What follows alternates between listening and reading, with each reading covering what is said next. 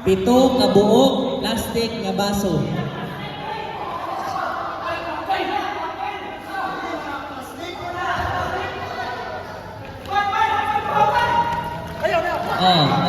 Pila ka buok?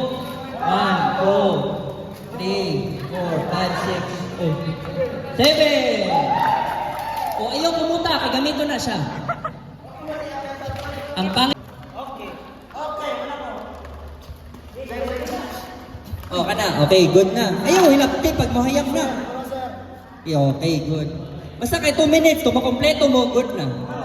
Oh, manaw daw sila. Manaw.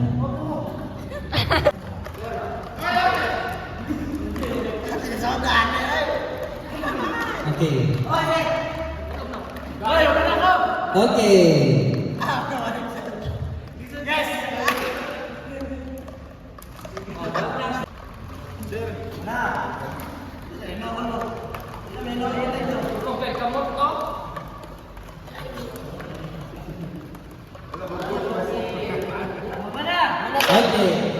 Okay, pagkinasan. Sinati na naman na ron.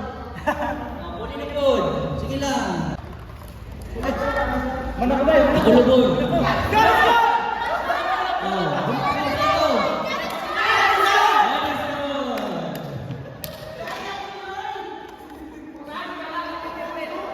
Waymaker 3, stepping 2. Balik! Tagilid. Tagilid ng baso, tagilid ng baso. Ready? Start!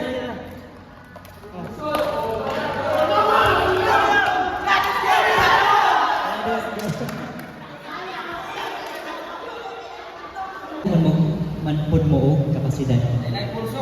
Lahi-lahi. Nakapili naman mo ana sa inyong life, di ba? Dahil ang ginabuhat sa uban, ang iyang ginabuhat. Dahil ang ginabuhat sa ministry, dahil po ang iyang ginabuhat sa ministry. Tama? Yes! Okay. So, ang nahitabo diri, sometimes, ang upside down is the right side up. Nga naman, remember mo kay Jesus Christ? Gihugasan niya ang tingin sa mga disciples. Sometimes it's great to motivate others na masing nag-lisod na ka para sa kapakanan sa uban ng buhat. Di ba maghihingo ni sa Kristo para sa itong kaluwasan?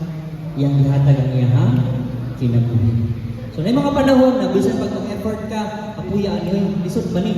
Higda-higda, bugat ba yan? No? Lisod ba isa ka? Pero padayon ka kanya naman para man sa kadaghanan.